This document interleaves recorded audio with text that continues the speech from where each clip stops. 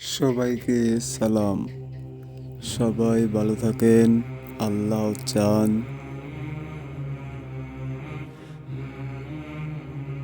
কোনো এক সময় মুহাম্মদ সাল্লাল্লাহু আলাইহি সাল্লামের জামানায় সাহাবীরা জানতে চাচ্ছেন, জানাবে হুজুর, ইয়া রাসূলুল্লাহ, মানুষের মাঝে কোন মানুষটি সর্বোত্তম এবং ভালো?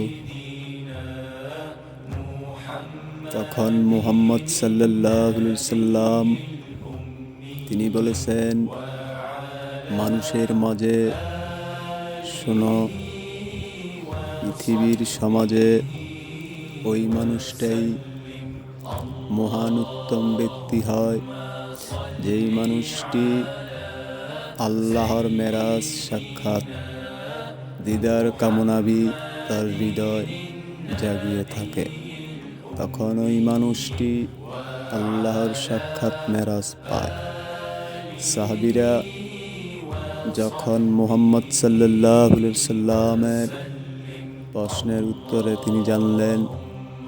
তারা যখন জানলেন, তখন মুহাম্মদ সাল্লাল্লাহু আলাইহি সাল্লাম তিনি আরো বাণী বলেছেন, মানুষের মাঝে ওই মানুষটাই সবচেয়ে বেশি উত্তম যে মানুষটির হাত, পাও, চোখ, কান, নাক, অন্তর, মুখ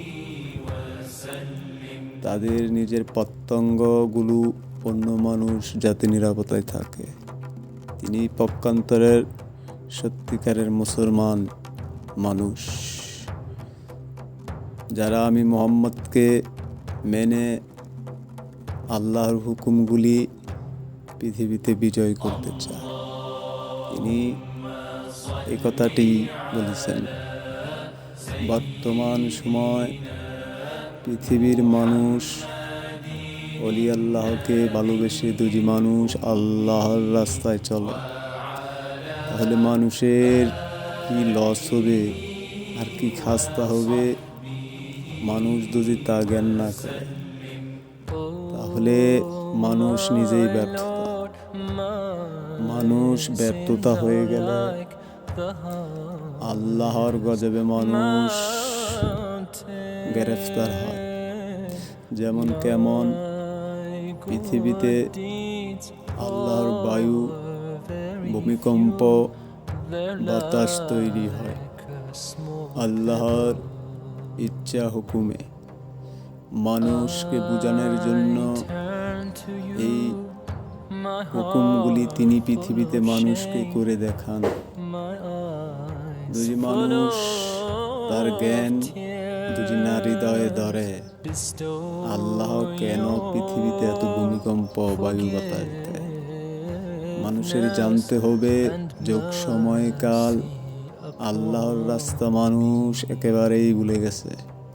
কোটি কোটি মানুষের সমাবেশ হচ্ছে, কিন্তু কোটি কোটি মানুষের সমাবেশ কি নিয়ে হচ্ছে? আল্লাহর ইবাদত নিয়ে। কিন্তু কোটি কোটি মানুষের সমাবেশ হওয়ার কথা ছিল আল্লাহর ওলিগণকে নিয়ে, তাকে মাঝে রেখে আল্লাহর গুণগান। আর সে জায়গায় মানুষ, যেমন মানুষকে বলা হয়েছে পবিত্র কোরআনে, এক প্রকার মানুষ থাকবেন নেশাগ্রস্ত। তারা আল্লাহর দিন কালাম শুনেও শুনবে না। তারাই এক প্রকার মানুষ, বুঝে শুনে কান খেল ছেড়ে দিয়ে অজ্ঞান দিশাহারা হয়ে ও মানুষগুলো মৃত্যুবরণ করে। তো মানুষের বোঝার উচিত ছিল আল্লাহর রাস্তায় মানুষের জীবন দান উৎসর্গ করে দিয়ে আল্লাহর পথে চলে জীবন মৃত্যু পর্যন্ত শেষ করে দেওয়া। সময় পর্যন্ত মানুষের আল্লাহর ওলিকে নিয়ে ইবাদত করতে হয়।